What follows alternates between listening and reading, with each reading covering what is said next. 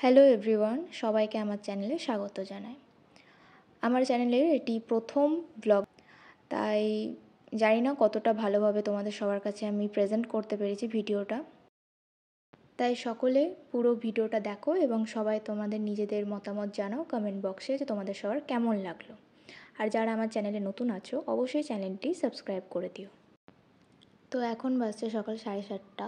আমি ঘুম থেকে উঠে ফ্রেশ হয়ে একটু রোদ পোহাচ্ছিলাম, তারপরে ড্রেস চেঞ্জ করে ফেললাম। আজকে আমরা যাচ্ছি ম্যাসাঞ্জোর।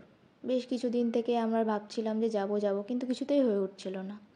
তো ফাইনালি আমরা ম্যাসাঞ্জোর যাচ্ছি। আমরা রামপুরহাট ছেড়ে বেশ অনেকটা রাস্তায় চলে এসেছি। আমাদের গাড়ি করে ম্যাসাঞ্জোর যেতে 1.5 ঘন্টা মতো সময় লাগলো। কাছে হলেও একবারও আমাদের যাওয়া হয়নি, তাই 2-3 দিন আগে আমরা ঠিক করলাম যে এবার আমরা ম্যাসাঞ্জোর যাবই, কারণ আগে যতবার ভেবেছি যাব ওই কোনো না কোনো কারণে হয়ে ওঠেনি। তো ফাইনালি আমরা যাচ্ছি। আমি বেশ এক্সাইটেড ছিলাম, কারণ ম্যাসাঞ্জোর ড্যামের কথা আমি অনেক শুনেছি, অনেক ছবি দেখেছি, কিন্তু আমার নিজের যাওয়া হয়নি। তাই এবার যখন যাচ্ছি তো বেশ ভালোই লাগছিল, মনে বেশ একটা আনন্দ লাগছিল যে চলো ফাইনালি যাচ্ছি। আমরা বীরভূম পেরিয়ে ঝাড়খণ্ড স্টেটে ঢুকে পড়েছি। রাস্তাগুলো এত সুন্দর আর চারিদিকে শুধু সবুজে ভর্তি, ভীষণ সুন্দর লাগছিল। আর রাস্তাটাও ছিল পুরো ফাঁকা, তাই গাড়ি থামিয়ে আমি আবার কয়েকটা ছবি তুললাম। তো কিছুক্ষণ ব্রেক নেওয়া হয়ে গেল, আবার আমাদের গাড়িটি চলতে শুরু করলো। ম্যাসাঞ্জোর কিছুক্ষণের রাস্তা, দূর থেকে পাহাড়গুলো দেখা যাচ্ছে।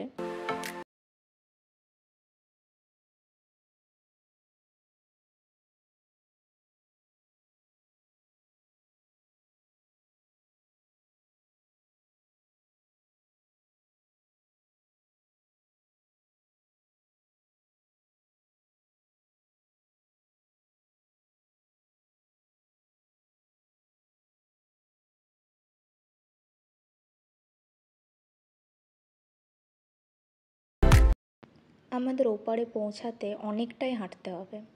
আমরা যখন পৌঁছালাম তখন প্রায় 11টা বাজছিল। আর সেদিন রোদটাও এত করেছিল যে ভীষণ চড়া রোদ ছিল, গায়ে ভীষণ লাগছিল।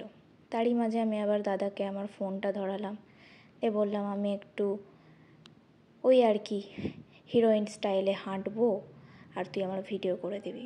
তো দারুণ হাঁটা হলো আর কি। তারপরে ওই আর কি যা ভিডিও হলো তাই আপনাদের সামনে দেখালাম।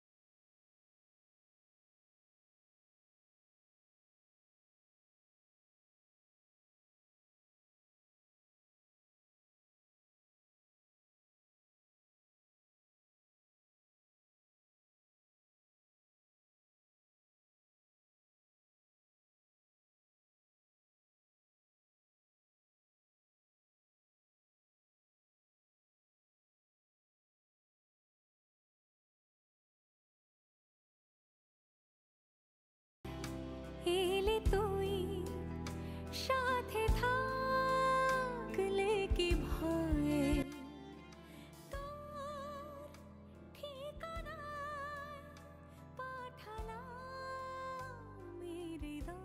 আমরা ম্যাসাঞ্জোর ছেড়ে মুলুটি যাওয়ার জন্য রওনা দিলাম।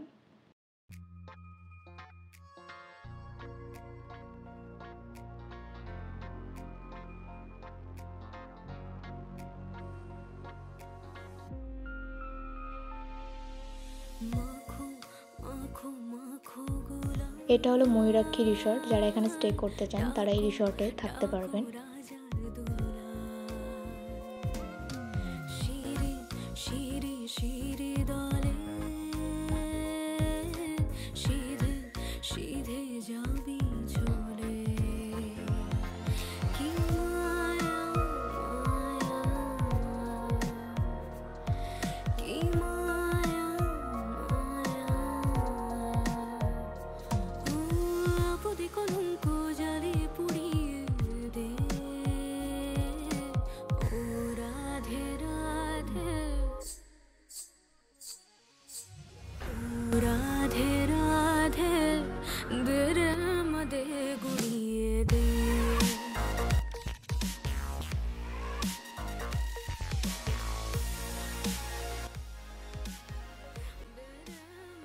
ফাইনালি আমরা মৌলিকা মায়ের মন্দির পৌঁছে গেছি।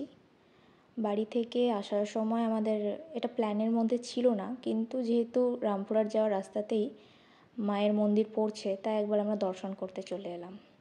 তার সাথে চলুন আপনাদেরকেও দর্শন করিয়ে দিই।